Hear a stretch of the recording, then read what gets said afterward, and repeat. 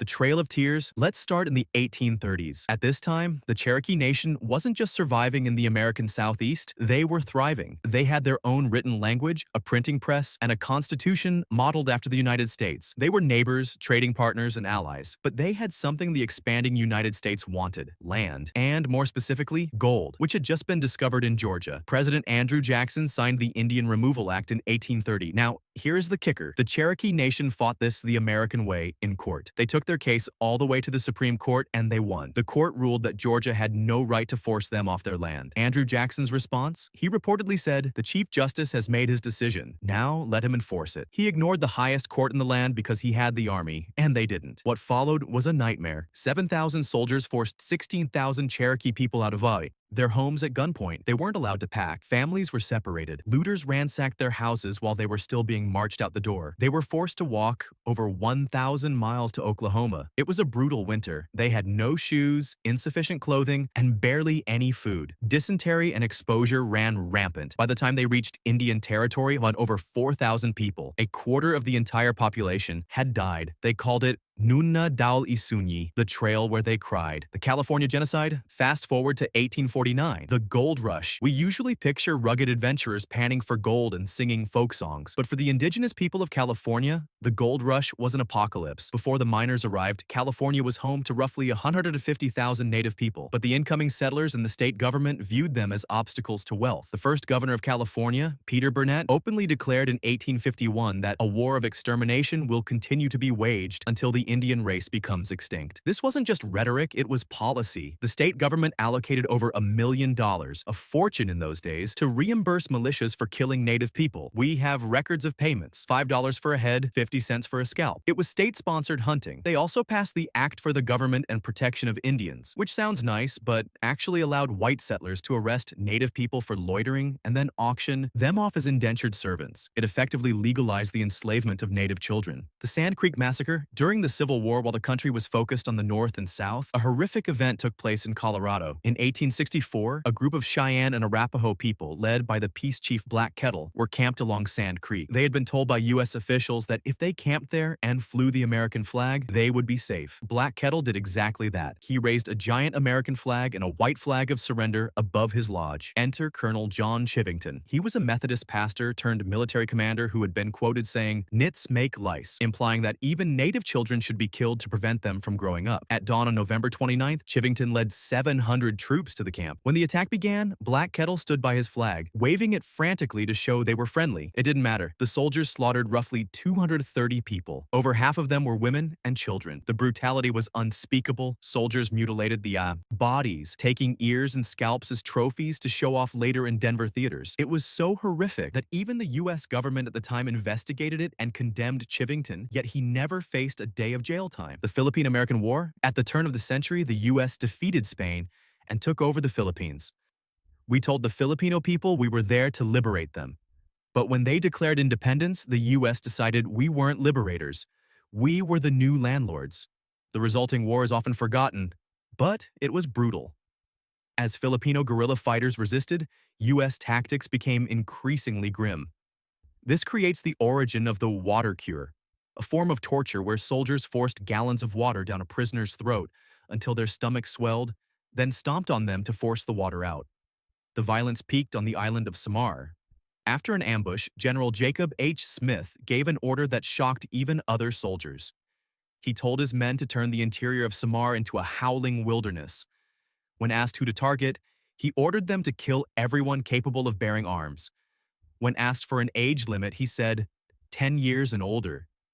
The war cost the lives of over 4,000 American soldiers and an estimated 200,000 to 1 million Filipino civilians, many dying from disease and starvation in what were essentially concentration zones set up by the U.S. Army.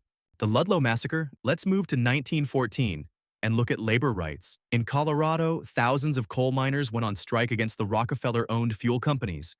They were working in dangerous conditions, dying in mine collapses, and being paid in scrip that was only good at the company store. When they struck, they were evicted from their company homes. They set up a tent colony in Ludlow. It was a community: families, music, food. But the company hired private detectives and the National Guard to break the strike.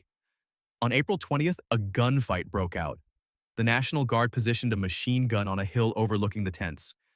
As bullets ripped through the canvas, women and children dug pits beneath the floorboards of their tents to hide. That evening, the guardsmen moved in and set the tents on fire. The next morning, searchers found a pit under one of the burnt tents. Inside were 2 women and 11 children. They hadn't been shot, they had suffocated as the fire sucked the oxygen out of their. The Ludlow Massacre sparked a literal war in Colorado, but it remains a stark reminder of the blood spilled for the labor rights we have today.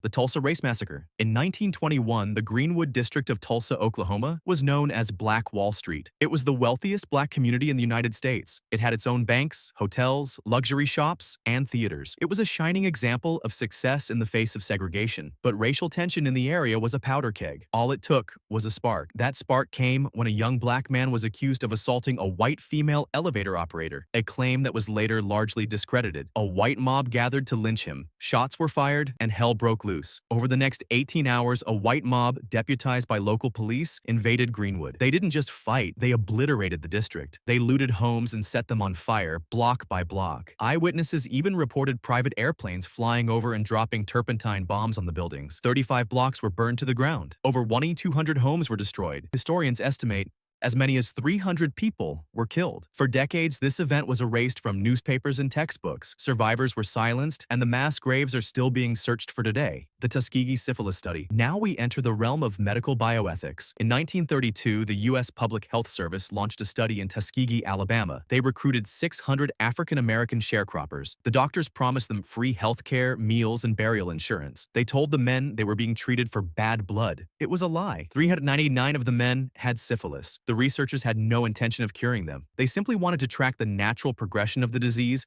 to see how it killed the body. The study was supposed to last 6 months. It lasted 40 years. The true horror is that by 1947, penicillin was the standard cure. A simple shot could have saved these men, but the researchers actively prevented them from getting it. They colluded with local draft boards to ensure the men weren't drafted into Yibio, fearing the army doctors would cure them. They watched men go blind, go insane, and die. They watched wives contract the disease and children be born with congenital syphilis. It wasn't until a whistleblower leaked the story to the press in 1972 that the study finally ended. Japanese-American Internment.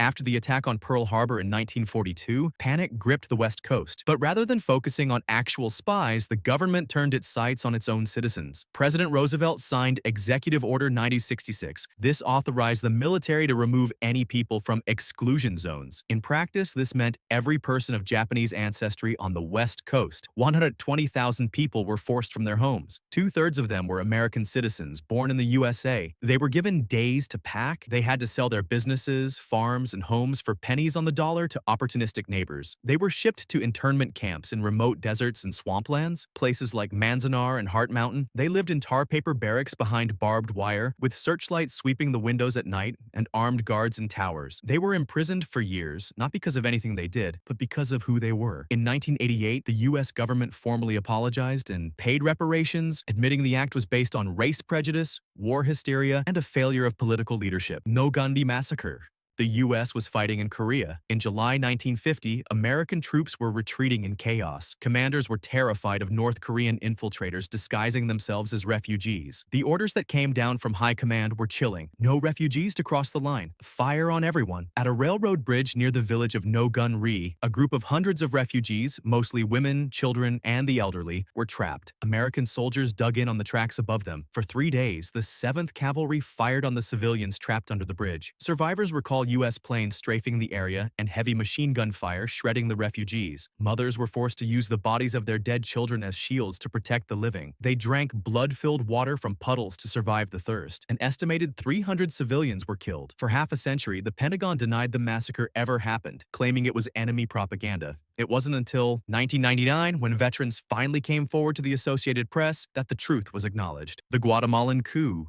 Finally, let's look at how corporate interests can hijack foreign policy. In 1954, Guatemala had a democratically elected president, Jacobo Arbenz. He was trying to modernize the country and help the poor. His big plan? Land reform. He wanted to buy unused land from large landowners and give it to starving peasants. The problem was the biggest landowner was an American company, the United Fruit Company, now Chiquita. They hated this plan. They lobbied the US government, painting Arbenz as a dangerous communist threat. It helped that the director of the CIA and the Secretary of State were both shareholders and former lawyers for the fruit company. President Eisenhower authorized the CIA to launch Operation PB Success. They bombed the Capitol, hired mercenaries, and used psychological warfare to overthrow Arbenz. They replaced a democratically elected leader with a military dictator who protected the fruit company's profits. This coup destabilized Guatemala for decades, triggering a 36-year civil war that left 200,000 people dead, all to keep the price of bananas low.